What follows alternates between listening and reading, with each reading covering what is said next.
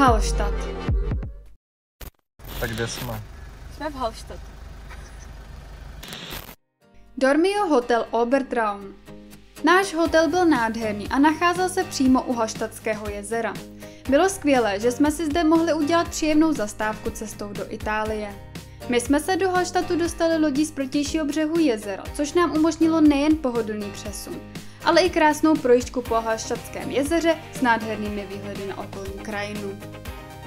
Hallstatt je zapsaný na seznam UNESCO a patří k nejkrásnějším jezerním městům na světě.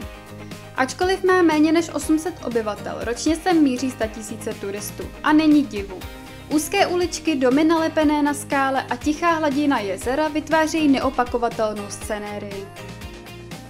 Historie města sahá až do doby železné. Dominantou Hallstattu je starý evangelický kostel s výraznou věží. Město se také pyšní nejstarším solným dolem na světě, který je přístupný návštěvníkům stejně jako skleněná vyhlídková plošina ve výšce 200 metrů nad městem. Říká se, že Hallstatt inspiroval tvůrce Disneyho filmu Frozen při tvorbě fiktivního království Arendelle.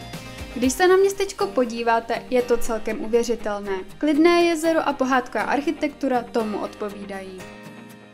Samotný pokoj byl velmi pohodlný a dobře vybavený. My jsme tu strávili 1 noc a v ceně jsme měli i snídani.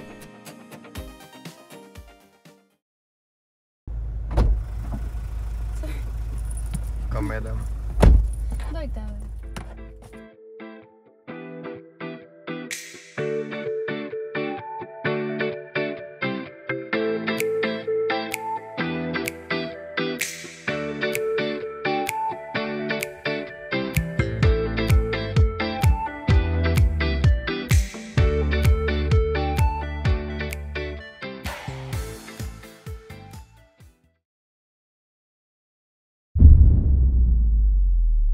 Lago di Garda, největší italské jezero, je skutečným klenotem ležícím mezi Dolomity a 3 regiony. Rozloha 370 km², průzračná tyrkysová voda, majestátní hory na severu a slunečná středomořská atmosféra na jihu. To vše dělá z Gardy ideální místo pro dovolenou. My jsme navštívili jak sever, tak jih tohoto jezera a oba břehy nabídly něco jedinečného. Lago di Garda je místo, kde se střetává příroda, historie, kultura i aktivní odpočinek v té nejkrásnější formě. Poslední den u jezera jsme se rozhodli navštívit ještě jedno městečko na jihu jezera, Sirmione. Toto městečko láká návštěvníky svou historickou atmosférou i nádhernou přírodou. Hlavní dominantou je středověký vodní hrad Castello di Sirmione z 13. století se zachovalým padacím mostem a výhledem na jezero. Místní legenda dokonce vypráví o rytíři, který zde dodnes bloudí kvůli ztrátě cti i lásky v osudovém souboji. Celé městečko na nás působilo velmi příjemně, romantické, živé, plné vůní a barev. Najdete tu i pozůstatky jedné z nejvýznamnějších římských vil, Grotte di Catuleo. Pokud ale nejste na památky, Sirmione nabízí i krásné pláže s azurovou vodou a přímořskou atmosférou. My jsme měli pocit, že jsme u moře. Voda byla neskutečně čistá a průzračná. Verona. Verona je město proslavené Shakespearovým příběhem Romea a Julie a leží v oblasti Benátska. Dominantou města je římská aréna na náměstí Piazza Bra, obrovský amfiteátr z růžového mramoru, který kdysi pojal až 30 000 diváků. Konaly se zde gladiatorské zápasy, popravy, ale i divadelní a operní představení.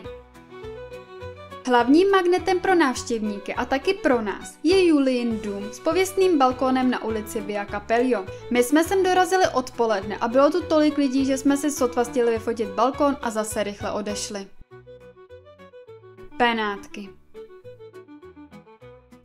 Do Benátek jsme se vydali hned brzy ráno vlakem, abychom se vyhnuli davům turistů a byla to skvělá volba.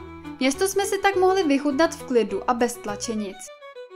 Já i přítel jsme byli v Benátkách již podruhé a musím říct, že to místo miluju.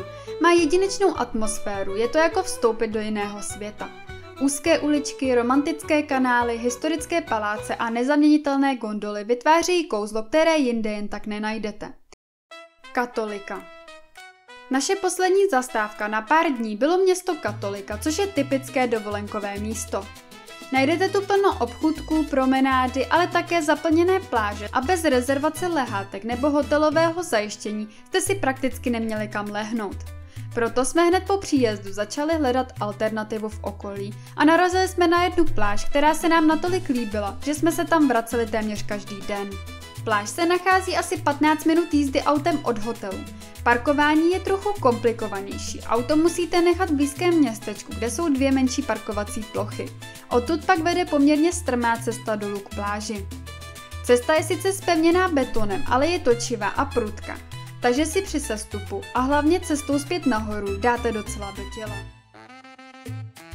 San Marino, druhý nejmenší stát, který se nachází kousek od Katoliky. To jsme prostě museli vidět. A jedním slovem nádhera. Auto bez problému zaparkujete za poplatek a pak se jen procházíte.